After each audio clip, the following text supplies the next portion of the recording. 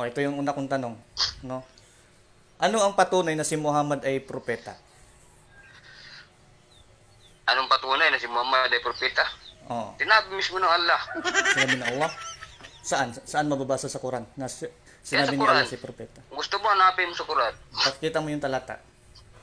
Saan? Kasi wala akong Quran dito ngayon kasi nasa Sinabi trabaho ako. ha, sige, pambigyan natin. Ang sabi ha, si Muhammad ay propeta ko.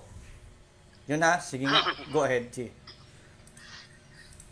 Tingnan natin. Nasa Quran nga. Ipakita mo mismo. nga, para mabasa natin. Sa ngayon, hindi ko makapagkita sa iyo kasi wala ako sa bahay dito sa Okay, trabaho. sige. Ito next kong tanong. No? Si Muhammad ba may hula sa Quran na natupad? Si Muhammad may hula sa Quran na tupad. O propesiya? Oo, mayroon. Marami. Alin? Bigyan ka halimbawa, alin doon? Ang lahat na nangyari ngayon, sinabi na ng Nabi Muhammad. Pero Saan hindi nga? kanyang sariling sinabi. Saan niya sa Quran na naghula siya tapos ito yung nangyari, ito yung natupad daw? Ano nga yung hula na yun? Saan mababasa yan? Hindi ko masyado mapaliwanag sa iyo kasi wala akong batayan ngayon. Kasi wala akong Quran ngayon. Kasi nasa trabaho ako.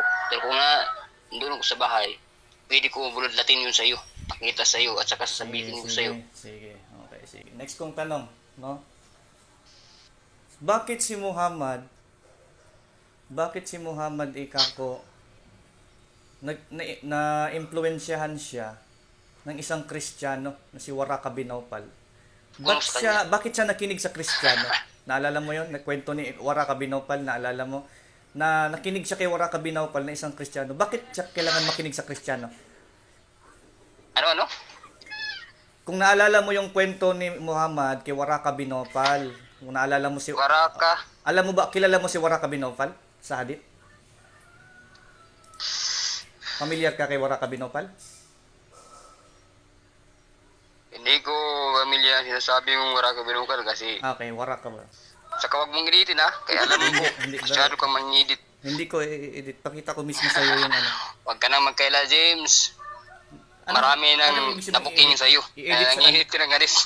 Hindi i-edit ito no, may bibidyo ko mismo. Hindi kita i-edit. Huwag ka nang magbang maanga. Ayun na, ibibidyo ko nga sa iyo. Oh. Akusahan mo naman ako. Ayan oh. Website mismo ninyo yan, hindi naman inedit yan oh. Ayan oh. Ayan, sunadat kong yan, hindi ko naman inedit yan oh. May link yan oh, nasa website ninyo yan oh. Paano ko edit yan? I-website ninyo yan. Ba't naman ako mag-i-edit yan? Yan oh. Waraka bin Naufal, who was a Christian convert and used to read the gospel in Arabic, and Waraka asked the prophet, "What do you see?" When he told him, Waraka said, "That is the same angel whom Allah sent to the prophet Moses. And I will support you." Sabi ni Waraka bin Naufal na Kristiyano, susuportahan daw niya si Muhammad. "Should I live till you receive the divine message, I will support you." So ang tanong ko dyan, bakit si Muhammad kailangan niyang makinig kay Waraka bin Naufal na Kristiyano? Hindi ba dapat hindi siya nakikinig sa Kristiyano? Ano? Bakit si Muhammad nakinig sa Kristiyano at kinatanggap niya ang Kristiyano? Kinatanggap niya na magturo sa kanya, mag-support sa kanya. Hindi ba dapat mali yun? Hindi ba dapat bawal yun? Pinapatawa mo ko dyan. Bawal. Anong sinasabi mo? So ang tanong ko Magturo ngayon sa dito, kanya, Kristiyano? so pumapayag ang Diyos mo na, pumapayag si Allah na impluwensyahan si Muhammad ng Kristiyano? Pumapayag ang Allah niyo? Huwag mong balik ka rin ng pinto. Hindi mo alam yung totoo. Sige nga, basa. Sige, ikaw magbasa. At saka Ikaw magbasa nga. meaning ng kabit. Ikaw magbasa kasi po, sinasabihan mo akong nagbabaliktad. Sige, linawin ko yung ano. Ayan. Sige, basahin mo nga. Tingnan ko kung naintindihan mo yung English. Sige. Ikaw na mismo magbasa. Ikaw na mismo Hindi ko magbasa. masyado makita. Hindi ko masyado makita, James, kasi wala akong eyeglasses na dala. Pwedeng eyeglasses. Oh, sige. So ito yung next kong tanong. No? Kailan na kumpleto ang Quran? Kailan na-complete ang Quran? Pagdating na ng From Surah Al-Fatih hanggang Surah, pinakahuling Surah 114. pagdating ng Propeta Muhammad, bago pa siya namatay, kumpleto ng Quran. Dahil ang Quran, wala pa si Muhammad dito sa lupa. Andyan ang Quran. Kaso hindi pa Quran tawag noon. Kasi maraming mga kitab na nanaon sa mga propeta o kaya mga revelasyon na nakaon sa mga propeta. Mhm. At hindi pangalan ng Quran o hindi Quran ang tawag sa unang mga revelasyon na nakarating sa mga unang propeta o nakauna kay propeta Muhammad. Okay. So, meron ka bang preferensya dyan na kompleto na ang Quran sa panahon ni Muhammad? Oo, oo. Saan ang preferensya? Saan makikita? Sa hadith, sa tafsir, sa Quran? Saan siya makikita? Saan natin mababasa? Mismo sa Quran sabi ng Allah Subhanahu wa Ta'ala sa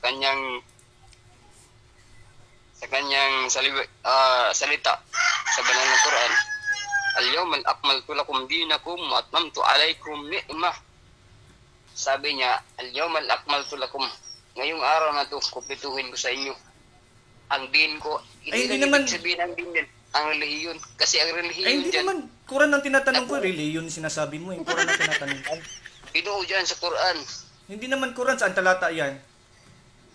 Ha? Anong talata yan? Tignan, susundan kita dyan. Anong talata yan kung may mababasa ba kung Quran yung nakompleto dyan? Hindi ko makuha yung kanyang talata o kaya kanyang Kasi nga ayon sa pag-aaral, tingnan ninyong pag-aaral ayon sa mga scholar ninyo. Ang pinaka-oldest Quran manuscript pakita ko sa iyo ay nabuo 8th century. Tingnan natin ah. Ito yung sabi sa inyong research. Sa Islam to sabi ng Muslim. Ayan no. What is the oldest complete Quranic manuscript? Sabi diyan, the Topkapi manuscript is dated to the late 1st century and early 2nd century. Early or mid 8th century. So 8th century lang daw siya na complete yung pinaka-oldest Quran. Written in Kufic script. Hindi ibig sabihin na kung sinasabi mong 8th centuries ang buo ang Quran. Bro, ang tinatanong ko bro, yung Quran manuscript kasi tinatanong ko hindi yung pagkakompleto ng Revelation.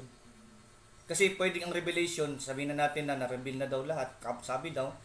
Ito ang tinatanong ko, kailan siya nabuo as na-compile siya as kumpleto. Yung talagang Kung na-kumpleto sabihin yung book. natin na na-compile sa panahon ng namatay si Propeta Muhammad, yun pa yung pagbuo. Anong petsa siya? Anong eksaktong petsa yun? Anong eksaktong petsa yun? Tama ba to na 8th century? Sangayon ka ba dito sa research ng mga scholar nyo na ang isang hindi pa ako sangayon dyan kasi nung nakumpleto ang Quran, sabihin na natin nakumpleto ang Quran, meron na bang tashkils yun bro? Meron na bang mga vowels yun? wala pa. Wala pa. So ang pinaka-original na Quran walang vowels. Walang vowels. Okay, ang tanong ko bro, Tapos, sino ang nagdagdag ng vowels bro? Pagtanap ng kanyang mga sumusunod sa kanya, kanyang tinatawag mga opinion o kaya mga apostol. Si Muhammad ba nakakalimot ng verse? Hindi nakakalimot kasi mismo ang Injil na si Angel Gabriel o Jibril sa amin, mismo ang tumuturo sa kanya, yung tao. Pero may mababasa tayo sa hadith na nakakalimot siya bro. Normal makakalimot ang tao kasi tao lang. Pero yung pagtuturo, So ngayon nga, ibig sabihin, sangayon ka na si Muhammad ay nakakalimot ng verse. Hindi siya nakakalimot ng verse. Paano yung mababasa natin sa hadith na meron dong verse na hindi na maalala daw niya? Na forget daw niya? Paano yung sa hadith na yun? Ito yun Dito yun So maraming mga Muslim, pati imam doon, na-forget daw yung mga verses. Yan. So meron tayong mababasa na si Muhammad nakalimot ng verse. Hello. Ha? Kung tao yung babatayan natin, o kaya si Propeta Muhammad, normal na makakalimot siya. Pero kung yung nagtuturo sa kanya, na mismo ang anghel na si Gabriel, alayhis salam, o si Jibril sa amin. Kaya nga, ang punto ko dyan, so sumasang-ayon ka nga na si Muhammad nga, nakakalimot nga siya ng verse. Normal, makakalimot kasi tao yun. So yung kanyang pagkalimot, gabay yun ng Diyos, yung kanyang pagkalimot, gabay ng Diyos yun? Ano? Yung kanyang pagkalimot sa mga verses, gabay ng Diyos? Hindi. Kaninong Sa gabay kanya yun? yan, kanyang natural na pagkatao. Kasi normal yung tao na kabali. Kasi walang tao na perfecto. Kasi tao lang Kasi siya. ito nakalagay sa dito, Alas Apostol, dito sa Sahih Al-Bukhari, 5038. Alas Apostle had heard a man reciting the Quran at night and said, May Allah bestow His mercy on him as He has reminded me of such and such verses, of such and such surah, which I was caused to forget. Na-caused Hindi to naman, forget daw ni hindi Muhammad. hindi naman mismo actual ang Allah yung nagpapariman sa kanya yan. Nagpapadala ng anghel na sa anghel Gabriel doon kay Muhammad So, ang para tanong, ipara sa kanya. okay. So, ang question kasi dyan, ano yung talata na nakalimutan niya? Ano yung verse na ng Quran? Kaya ikaw yung nagbigay dyan. Alam mo kasi ikaw yung nakakita dyan. Hindi kasi may nakalagay daw verses daw na nakalimutan. I was caused to forget. I was caused to forget. Siya daw yung dahilan na nakalimot. Siya mismo yung dahilan na nakalimot. I was caused to forget. Siya ang dahilan na nakalimot. Sa tingin mo, anong sura yan? Sa tingin mo? May idea ka dyan? Hindi ko nga mabanggit sa iyo ngayon kasi wala akong matayan dito sa trabaho ko. Pwede ako na naman magtanong. Sige. Simple lang itong tanong na Sige. gusto kong sagutin mo ng yung totoong sagot mo. Sige. Ano yung tanong? Ano ba sa paniniwala niyo si Jesus? Anak ng Diyos? O nagkatawang Diyos? Ay, hindi nagkatawang Diyos, bro. Mali. Anak siya ng Diyos in terms of eternal na relationship sa Ama. Yun yung ibig sabihin. Ano? Hindi eternal relationship. No, eternal. Ibig sabihin walang hanggang relasyon sa Diyos na nandoon na siya kasama na ng Panginoon. Pero isang Diyos pa rin. Hindi tatlo. Yun paniniwala namin. Kung ibig sabihin hindi siya Diyos, kung ganun. Kakasabi ko nga lang na sila iisa sa pagka-Diyos. Kakasabi nga lang. Kasi may sinasabi kang kasama siya ng Panginoon. Ibig sabihin may Panginoon. Tapos, ang tanong ko sa'yo, Kaya lang, ang paniwala kasi namin, merong Trinity, yun ang paniwala namin. Hindi naman kami naniniwala na sila ay tatlong Diyos. Hindi naman ganun ang paniwala namin. Kasi nakalagay sa Quran, isa lang ang Diyos namin. Sinabi mismo ni Muhammad. Isa lang daw ang Diyos namin. huwag mong isali pa pagbabatayan mo Kasi nga naniniwala kayo kay Muhammad. Di naman kayo naniniwala sa Biblia. Maniniwala ba kayo? Ipipilit ko sa iyo yung mga talata. Hindi naman kayo maniniwala eh. Kahit na ipilit ko sa iyo, hindi naman kayo maniniwala. Pero pag si Muhammad na nagsabi na iisa ang Diyos namin, maniniwala ka ba? Pag sinabi ni Muhammad? Oo. Sige, basahin natin yung talata. Sige, saba yung talata na sinabi ni Muhammad na isa daw ang Diyos namin. Kasi naniniwala ka kay Muhammad eh. Doon natin batayan. Kasi kung Biblia lang, kahit na mabasa ko sa Biblia na isa lang ang Diyos. Huwag mong i-divert yung kwento mo o yung sagot mo, Bro, sagutan mo. kasama yan sa referensya ko. Si Muhammad mismo nagpatunay. Halimbawa, bigyan kita ng isang katutak na talata sa Biblia. Anong sense noon? Hindi ka naniniwala. Hindi tayo mag-alugyan. Hindi bro, dapat mong tanggapin kung ano yung paniniwala mo. Dapat doon kita pupuntahan. 2946 ng Quran. Sabi dito sa 2946 ng Quran. Tinatanggap ko yung paniniwala ko. Naniniwala ko na iisa lang ang Diyos at Naiintindihan walang naman anak. kita bro. Oo, naiintindihan ko yung paniniwala mo. Pero sinasabi ko sa iyo yung sagot ko. Kahit si Muhammad mismo nagsabi. Basahin natin no. Sabi dito. Wa unzila ilaikum wa ilahuna wa ilahikum wahidun. Wala po yung Diyos at saka may anak ang Diyos. Pero hindi yun bro, hindi yun literal bro. Akala kasi ninyo literal na pinanganak talaga, hindi. Ano? Hindi yun literal na pinanganak bro. Hindi literal pinanganak si Jesus? Oh, hindi literal. May mababasa ba tayo na literal? Na pinanganak siyang literal? Saan mababasa bro? Na literal siya pinanganak. Kasi yun ang paniniwalaan ko kapag may nababasang pinanganak siyang literal. Bakit nagiging ina niya si Maria? O si Birheng Maria? Sa kanyang ginamit na katawan lang, pero sa kanyang pagka-Diyos, wala siyang ina. Magkaiba kasi yun.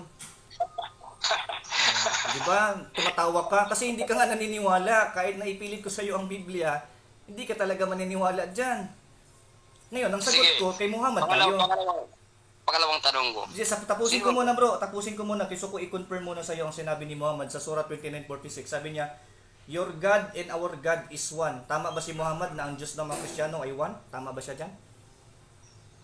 kung papaniniwalaan ng mga Kristiyano na iisa lang ang God, o ang Di, Diyos, ang o ang tinatanong ko lang, Panginoon. ang tinatanong ko lang, yung sinabi mismo ni Muhammad na wa ilahuna wa ilaikum wahidun wa nahu la'u muslimun. Your Oo, God and oo, your oo. God. Tama ba yung sabi niya na ang Diyos ng mga Kristiyano ay isa? Tama ba siya? Kasi pinatunayan ni Propeta Muhammad na isa lang talagang Diyos o Panginoon. Pero ang sabi niya, ang Diyos na, your God and our God is one. Your God daw ng mga Kristiyano. Yan, saan ba yung translation dito ni Musinkan? Kay Musinkan tayo kasi si Musinkan, translation ninyo yan eh. Ngayon kay Musinkan Hindi kilala si Moksin San sabi mo. pero yung hadith yun, mga Musinkan, sa Drusalam. Ito, and argue not with the people of the scripture, Jews and Christian. Jews and Kahit Christian. ilang taon pa na mga eskala na nag-aaral. So ibig sabihin, mali si Musinkan. Sinungaling siya. Titingnan natin muna yung Ayun, original na Ayun, halit na pigit na. Hindi, pinapalabas mo kasi si Musinkan, mali siya, mali yung kanyang sinasabi. Hindi ko kilala yung sumusin ka na sinasabi mo. Kung Anong translation ng gusto mo? Yung pinapalabas niya yung halit. Sige, Siguro. anong translation ng inaano mo? Anong translation ng gusto mo? Arabic lang? Wala ka ng translation na gusto? Sa Arabic ka lang? Wala akong translation na Bakit? tatanggapin niya. Kasi So mali yung mga translation lahat mo. ng translation Mali. binabalik yan sa original na Arabic. Kaya nga, so may ibig sabihin yung mga Muslim na mga scholar na naggagawa ng salin ng English, sila Pickthall, Sahih Muslim, sila Yusuf Ali, mga palpak to sila. Palpak sila, gano'n. Hindi ko masayang palpak sila. Tama sila. Ano sila? Palpak? Tama. Ano ba sila? Madidiscuss natin madidiscuss ng lahat ng mga scholar kung ano yung Arabic na original na nakalagay sa hadith. Diyan ako Bro, maniniwala. hindi hadit Pero ang kung tanong ko bro. Hindi hadit ang tanong ko sa Quran. Ngayon, gusto ko malaman, gusto ko linawin mo sa akin. sagutin mo muna yung katarungan ko. Kaya nga, sinasagot niya kita dito kay Muhammad kasi gusto kong sabihin sa'yo na si Muhammad mismo nagsabi, your God is one. Our God, our ilah, and your ilah is one. Bro, si Muhammad na mismo nagsabi bro, Direct Bible sa paniniwala niyo yung katarungan. our God and your God is one. Our God and your God is one. Wa ilahuna wa ilaikum wahidun. So, ang kausap ni Muhammad dyan, mga Kristiyano ayon sa tafsir ninyo, mga Kristiyano kausap dyan, sabi ni Tafsir Al-Jalalain, Tafsir Ibn Kathir, Kristiyano Sagutin kausap. mo muna yung tanong ko. Hindi ka pa ba nasagot? Hindi pa ako. Hindi ka satisfied sa sagot kahit kay Muhammad na mismo nang galing. Hindi ka satisfied. Huwag mong Bakit ayaw? i-divert doon kay Muhammad. Hindi kasi sinabi niya kasi. Sinabi niya kasi Sagutin mo na ako isa ng daw ang Bible. Diyos namin. Sinabi niya na isa daw ang Diyos namin Sagutin mo ko ng director ng galing sa Bible mo. So ayaw mo ng Quran ha? Sige, pambigyan kita. Sige, ano yung sa Bible? Na ano naman sa Bible? Kasi sinagot na kita kanina, sabi ko hindi literal lang pagkaanak ng Diyos ni Kristo. Inulit ko na sa'yo. Hindi literal. Ano bang ibig sabihin ng hindi literal? Pag Ipaliwanag sinabing mo. hindi literal, ganito lang yan. Halimbawa may tito ka, sabihin sa'yo na tito, anak, dito tayo. Punta ka dito sa bahay. Ibig sabihin, literal ka na anak ng tito mo. Hindi. Sinabi lang niya na anak ka niya, pero hindi kanya literal na anak. So kaya kanya tawaging anak in the sense na may relasyon ka sa mo. Makinig ka tito mo. muna. Ang salita ng Diyos. Huwag mong Ay, illustration yun bro. para sa tao. Illustration yun. Ang Biblia nag-i-illustrate din ng Biblia. Kahit ang Quran, nag-i-illustrate ng Quran. Nag-i-illustrate mismo. Hindi ba nag-i-illustrate ng Biblia? Sabi, kayo'y maging kagaya ng mga ibon na kalapate na mahinhin. Nag-i-illustrate bro ang Biblia. Nagbibigay ng ilustrasyon, pati ang Quran. Nagsasabi din na si Allah ang kanyang liwanag ay parang nicho. Ako'y ng nicho. Nag-i-illustrate din. So hindi mo pwedeng tutulan yung paliwanag ko. Kasi maliban na lang kung mabasa mo na literal talaga pinanganak, ipakita mo sa akin yung talata para maniwala ako na literal talaga. Ay wala. Yung katanungan ko, hindi mo sinagot ang Bible to Bible. Kasi Bible to Bible yung tanong ko sa'yo. Oo, sige. Sinagot ka na bro. Sabi ko hindi kasi nga, ang sagot ko dyan, sabi na mismo ni Kristo, ako at ang Ama iisa. Hindi sinabi ako at ang Ama ay dalawang Diyos. Wala. Ako at ang Ama iisa. Sinabi na Iisa. mismo ng Panginoon. Ibig sabihin, si Kristo din ang Ama. Kung ganun, o kaya Iisa si sa Jesus. pagka-Diyos. Ibig sabihin, iisa sa pagka-Diyos. Kaya nga naniwala kami na may 3 persona, pero iisa pa rin, hindi naman 3. O, tumatawa ka. Nag-iisa ang Diyos nyo, pero may persona. Ano bang sa... O, sige, bigyan kita halimbawa. Halimbawa lang to, para lang magets mo. Yung Pilipinas ba, Amerika? Yung Luzon ba, Amerika, Pilipinas? Halimbawa lang, para maintindihan mo lang. Kasi parang pinagtatawanan mo eh. Yung bang Luzon, Amerika ba yan o Pilipinas, ang Luzon? Ang katayuan ng Diyos, ginagaya mo sa Hindi, katayuan ng... in-explain ko lang para magets mo, bro. Kasi kahit anong paliwanag, hindi ka maniniwala Nag-gets ko eh. yan. Di, Kasi- pinauunawa ko lang sa'yo. Dapat sagutin mo, respeto mo din yung sagot ko. O, ang tanong ko kasi, para Malinaw na maintindihan mo tanong yung ko. illustration. Malinaw yung tanong ko sa'yo. Ano ba si Jesus sa paniniwala mo? Anak ng Diyos. Sabi ko nga, siya ay isa sa pagka-Diyos, sa Trinidad, at yung kanya isa sa mga title niya, titulo kasi niya yung anak siya ng Diyos, titulo niya yun. Titulo niya. Oo. Ibig sabihin, Diyos rin siya. Sa Trinidad, no? Diyos rin siya. Isa siya sa Diyos. Hindi, mali yung din, hindi. Isa sa pagka-Diyos. Hindi, Isa? Diyos din, Ibig hindi sabihin, ganoon, mali kayo. Nagiging tatlo yung Diyos nyo. Kung sasabihin mo sa Ikaw lang akin naman nag-conclude niyan eh. Ang sabi ko nga, kaisa sa pagka-Diyos. Hindi 3. Malinaw, ulit-ulit. Di tayo matatapos nito. Ayun ang sinasabi ko sa iyo. Kapag hindi ko gagamit ng ibang mga argumento, no? Parang hindi ka naghahanap ng sagot. Naghahanap ka ng namumuntos ka lang. Dahil ka lang sagutan mo sa katanungan ko. Ano ba siya sa paniniwala mo? O gusto mo ulitin ko yung sagot kasi inuulit mo yung tanong mo? Ano ba yung ibig mo ipalabas? Gusto mo ulit-ulitin yung tanong? Gusto mo ulitin yung sagot? Huwag ka muna magsalita. Yung tanong ko sa'yo, ano ba sa paniniwala mo si Jesus? Diyos, anak ng Diyos, o nagkatawang Sabi Diyos? ko nga, bot. Ibig sabihin, Diyos sa likas na kalagayan, bilang titulo naman, anak ng Diyos. Ngayon, nung nagkatawang tao, gumamit ng katawan. Malinaw naman yan eh. Yung tinatawag mong ama ng Diyos, ama ni Jesus, o kasama niyang Panginoon, O kaisa sa pagka-Diyos, hindi 3. Hindi siya 3. Kundi kaisa pa rin. Kaya nga, ako ata nga maiisa. Tumatawa ka na naman. Pag gagamit ako ng mga argumento, magreklamo ka. ang ama niya sa kasya, nag-iisa lang, o iisa lang silang dalawa. Isa nga sa nature, kaya ng Diyos yun maging ganon kasi ang Diyos nga hindi nga kayang sukatin. Kaya mo bang sukatin ng Diyos? Sige nga, tanongin kita, kaya mo bang sukatin ng Diyos? Sabi mo sa akin kung kaya mong sukatin kasi ang Diyos mo nasusukat pala. Kaya mong sukatin ng Diyos? Ganun ba? Kaya nga, sinabi ko sa iyo, sa paniniwala namin, iisa lang ang Diyos. Wala akong siyang tutol katumbas. kung yun ang paniwala nyo, pero hindi kami naniniwala na ang Diyos nyo isa. Bakit? Kasi ang Diyos nyo, we created everything. We created everything. Wala pang everything, naging we na siya. Oo, normal kasi. O, paano siya Andyan naging we? siya. Paano siya naging we kung wala pa siyang kasama? Kung pinag-create pa lang niya lahat, sino yung kasama niya para mag-we siya? O, sabi na, we created.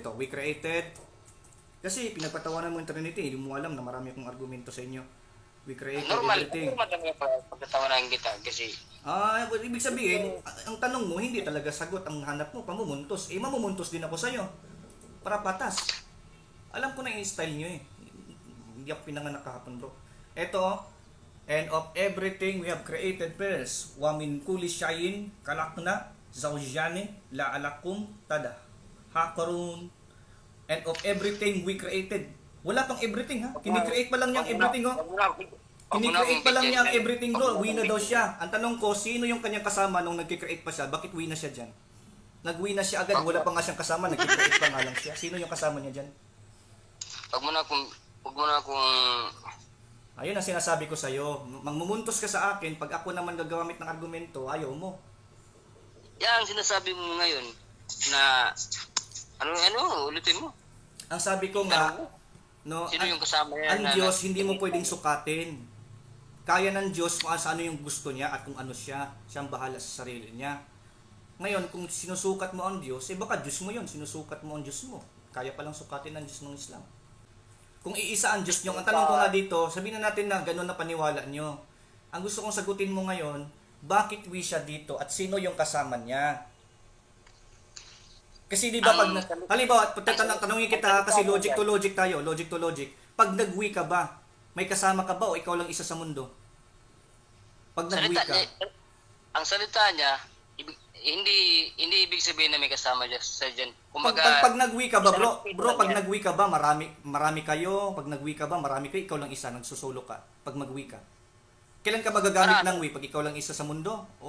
Sa literal na meaning ng we, marami. Oo, di ba? Oo, yun na nga. Hindi ibig sabihin dyan, hindi ibig sabihin na marami sila. Kasi isang respect lang yan na, Ha? isang respeto lang yan. Bakit di siya gagamit ng ay, hindi ba siya, hindi niya kaya patunayan ng kanyang pagiging isa sa paggamit ng ay? Kailangan niya patunayan ng kanyang pagiging isa sa we? Ganun ba? Ano ba ang, alam mo ba sa ibig sabihin ng paggamit yan ng I dyan? Hindi, wala namang I dyan, I create. Wala namang I create. Ang sabi dyan, we create, we have created. We have created. Oh, hindi I have created. Ba't di nalang I have created kung siya lang talaga? Bakit kailangan pa niyang patunayan yung pagkaisa niya sa pamagitan ng pagsabi ng kami, we? Hindi ba niya kayang patunayan na I lang? Kaya nga sinasabi ko, ang Allah subhanahu wa ta'ala o kaya ang Diyos at naniniwalaan namin, hindi magsasalita ang tulad ng tao. Naaangkinin niya yung kanyang ginawa, kanyang binigay. Hindi. Kasi yung sabihin, nung nag-wish siya dyan, no? Nung nag-wish siya lang isa, pero wish siya. Siya lang isa, pero wish siya. Ganun ba? Isang respect words na kailangan intindihin niya at saka kailangan pag-aralan. What do you mean pag-aralan? Kasi ang tinatawag na yung subject na balaga, hindi masyado yun, hindi madali yun, hindi Sige, madali yun intindihin. puntahan kita sa cases ng Arabic dyan, ha. Yan ay sura, pupunta tayo sa cases, sura 40, 51, 49. Okay. Sura 41, yan, 51 pala. Puntahan kita sa case, alam mo ba yung case? Cases, yung mga grammar ng Arabic. Kung ano yung first person ba siya, plural ba siya, first personal plural ba siya. Sige, 51 verse 59. Kasi may pinapalabas mo, we siya, pero siya lang isa, yet parang hindi daw tao. So naguguluhan din kami sa nyo. O, kahit kami, dapat kami tumawa dyan eh. Pero hindi kami tatawa kasi argumento lang naman yan. So, tingnan natin na. Hindi, kung gusto mo, mag-aral ka muna ng Arabic. Kasi si Muhammad, bakit si Muhammad ba nag-aral ng Arabic? Hindi siya nag-aral ng ako. Huwag mo ipilit sa akin, bro. Wag. Muhammad na hindi. Huwag ka rin mamilit sa akin. Hindi kita pinipilit. Sinasabi ko lang, yung mga grammarian ng Arabic, yung mga nag-grammar niyan, sila mismo naglagay ng cases niyan.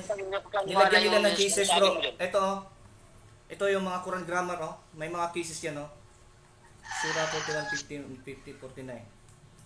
Tingnan natin na kung ano yung mga grammar, ano yung mga cases, kumbaga ano yung mga parts of speech niyan.